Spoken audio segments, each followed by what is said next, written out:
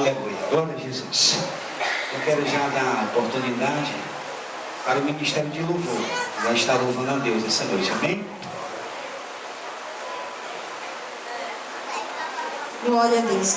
Quantos aqui encontraram um verdadeiro amigo? Dá uma glória a Deus, a gente está e Ele sempre nos surpreende, não é verdade? Aleluia, glória a Jesus. Continue adorando esse Deus, pois Ele está aqui nesse lugar. Sinta o toque do Espírito Santo na tua vida nessa noite. Obrigada, Espírito Santo de Deus. Muito obrigada. Porque um dia, quando muitos não davam nada por nós, Tu nos escolheu para fazermos de nós nova criatura. O amigo que eu encontrei me surpreendeu. Quando todos me deixaram, Ele me acolheu. Sarou minhas feridas, das algemas me livrou. Falei do meu dilema e Ele me escutou. Falei do meu passado e me perdoou.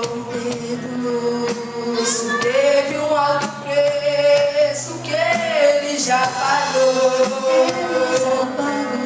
Me mostrou as mãos feridas por amor de muitas vidas. E uma dessas muitas vidas era eu. Nesse mundo, amor tão grande pode ter. Me entregar a sua vida sem entender. Quem já sentiu a dor de ser gravado em uma cruz, pagando pelos erros que não cometeu, e olhar nos olhos de quem tanto mal lhe fez, e sem ressentimento oferecer perdão. Quem pode ser melhor amigo que o Senhor? Pelo céu a própria vida renunciou. Quem pode ser melhor amigo que o Senhor? Pelo céu a própria vida renunciou. Falei do meu passado e me perdoou. Teve um alto preço que Ele já pagou.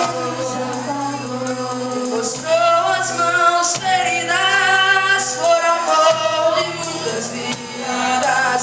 E uma dessas muitas vidas era eu. Nesse mundo, amor tão grande pode ter. Me entregar a sua vida sem entender.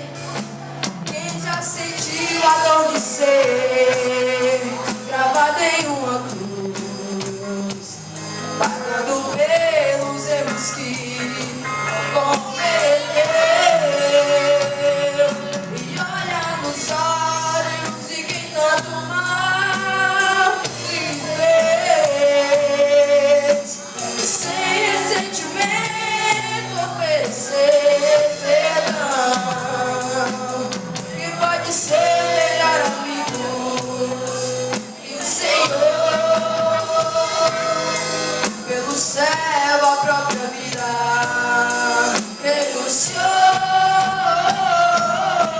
Quem pode ser melhor amigo que o Senhor? Pelo céu